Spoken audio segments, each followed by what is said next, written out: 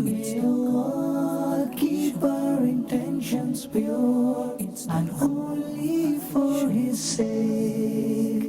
May Allah keep our intentions pure and only for His sake.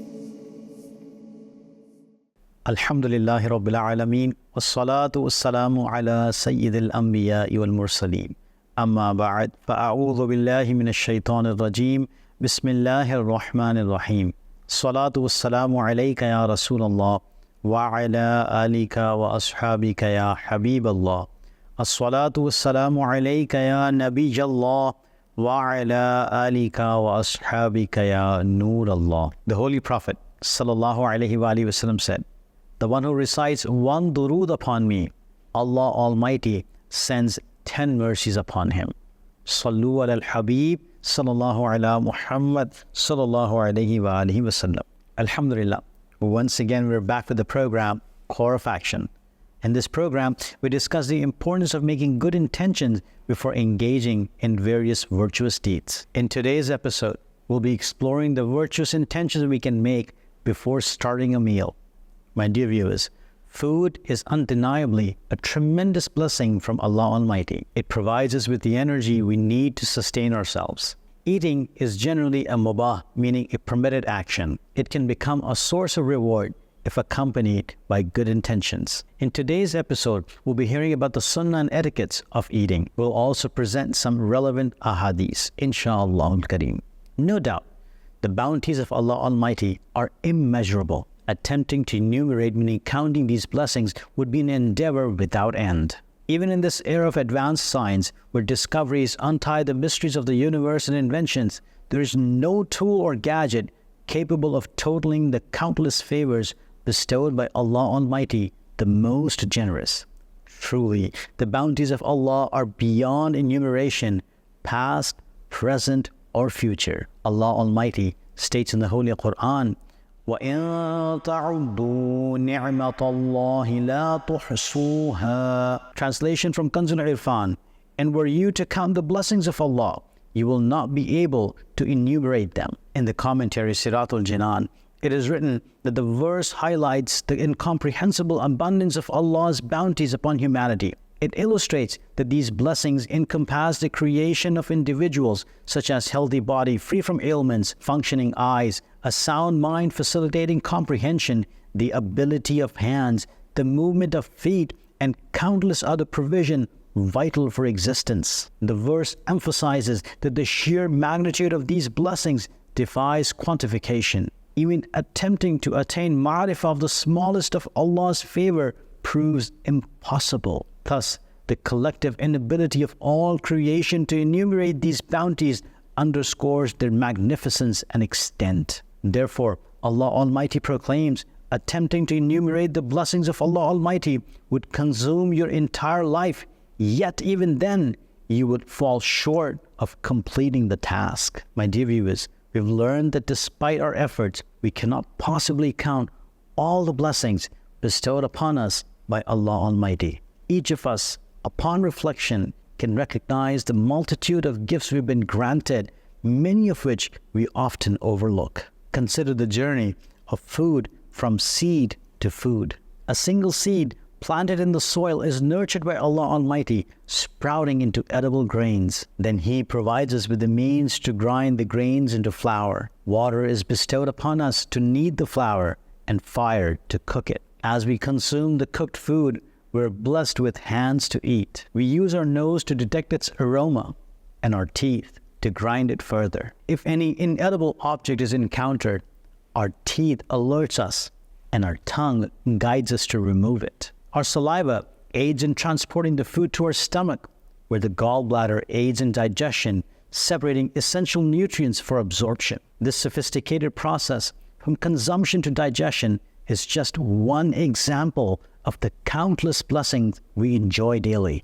Beyond sustenance, countless other blessings enrich our lives. If we were to express gratitude for each one, our lifetime would not suffice. And therefore, let us cherish and be grateful for every blessing, recognizing that even a lifetime of devotion cannot fully repay the generosity of Allah Almighty. Let's listen to a hadith in this regard. Sayyidina Wasila bin Asqa radiyallahu anhu narrated that the Holy Prophet sallallahu alaihi wasallam said, on Judgment Day, Allah Almighty will raise a person whose book of deeds will contain no sin.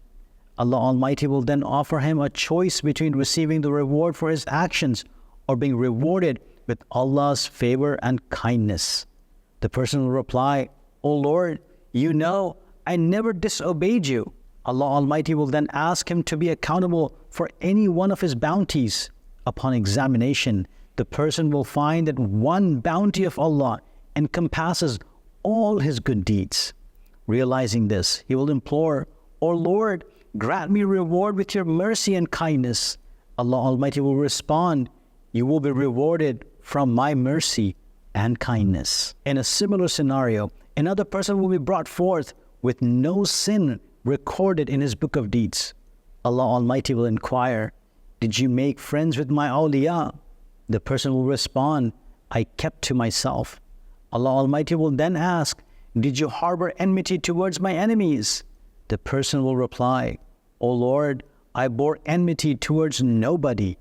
Allah Almighty will then state, the one who does not befriend my awliya and does not oppose my enemies is deprived of my mercy. My dear viewers, one of the most crucial blessings bestowed upon us by Allah Almighty is food upon which our lives depend. It gives us the strength and energy necessary to carry out our daily tasks. Now let's hear about the good intentions we can make before starting a meal. Before consuming food, make the intention, I will perform wudu before and after eating. Wudu for eating food involves thoroughly washing the hands and the front of the mouth. It's crucial because our hands come into contact with various tasks, accumulating dirt and germs. Alhamdulillah, by performing this wudu, we not only clean our hands and mouth, but also shield ourselves from numerous diseases and germs. The Holy Prophet ﷺ also emphasized the importance of washing hands before a meal. He ﷺ said,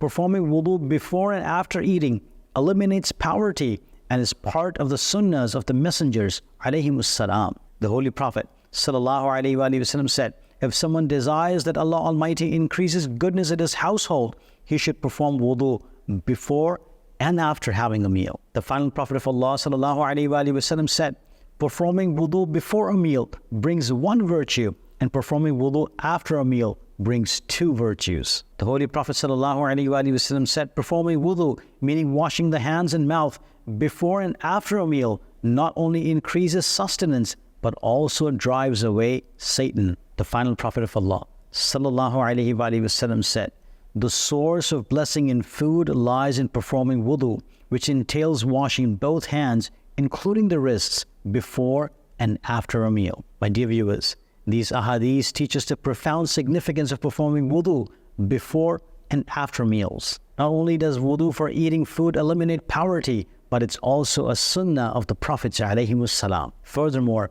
it brings an increase in goodness into the household and serves as a virtue before and after the meal. Additionally, wudu for eating food acts as a preventative against Satan and serves as the source of blessing in our meals. May Allah subhanahu wa ta'ala enable us to act upon it.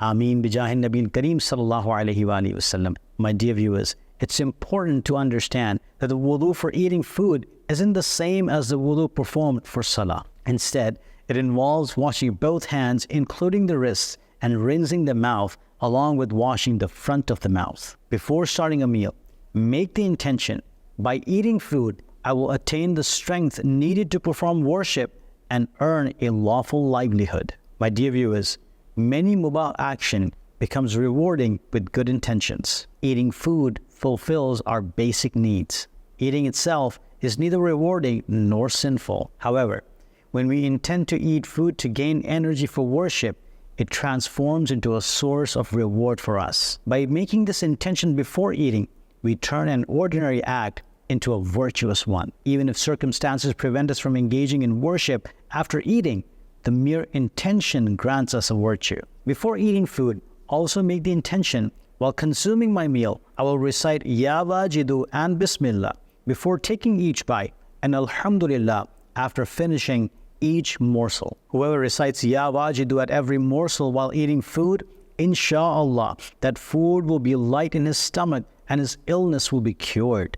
Before every morsel, say Allah or Bismillah, so that the desire for food does not make you heedless of the remembrance of Allah Almighty. Between two morsels, recite Ya Wajidu, Alhamdulillah, and Bismillah. Thus, every morsel will begin with Bismillah.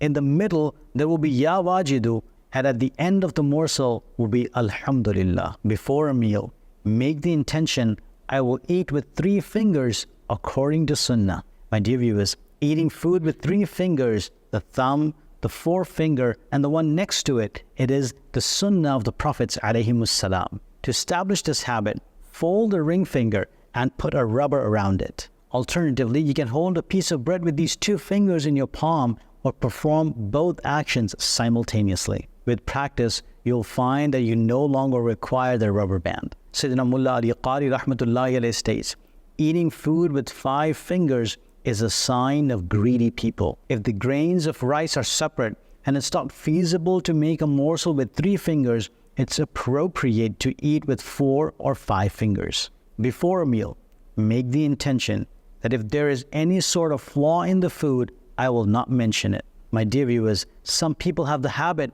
of finding various faults in food. For example, they may criticize its preparation or flavor.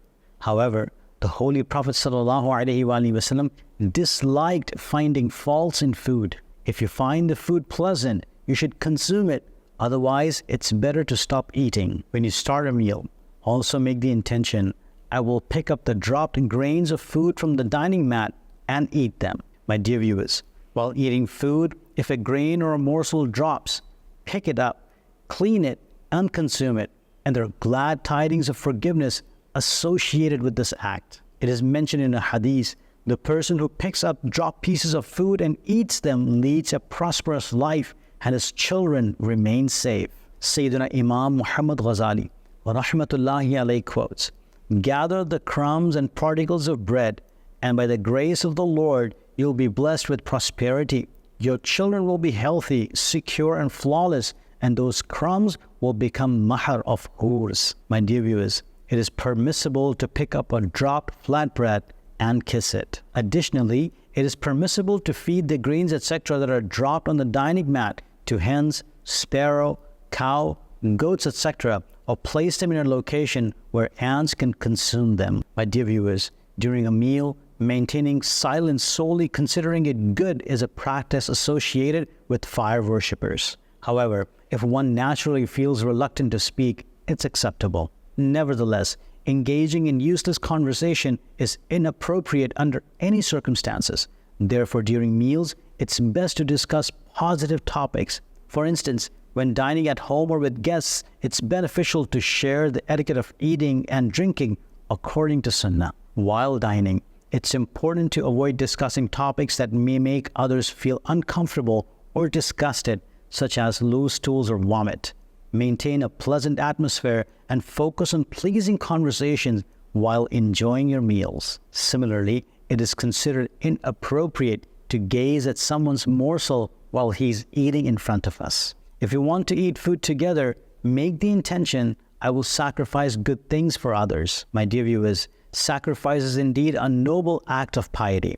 As you enjoy your meal, consider sharing the pieces of meat or other preferred items with others. The Holy Prophet ﷺ emphasized the virtue of sacrifice and said, those who give up their desires for the sake of others are forgiven by Allah Almighty. Similarly, make the intention, I will avoid undesirable actions during a meal. My dear viewers, there are certain actions that are considered inappropriate during meal times. Avoid blowing upon hot food, tea, or other items to cool them down, as it may diminish blessings. Instead, have patience and wait for your food to cool enough for consuming. My dear viewers, try to incorporate the intentions we discussed in today's episode into your daily lives. By consistently making good intentions before every good deed, we can attract countless blessings. May Allah Almighty bless us with the habit of making good intentions and enable us to perform good deeds in abundance. Ameen. Bijahin Nabil Kareem sallallahu alayhi wa alihi wa sallam. Sallu ala al-Habib sallallahu ala Muhammad sallallahu alayhi wa alihi wa sallam. pure, and only for His sake. May Allah keep our intentions pure, and only for His sake.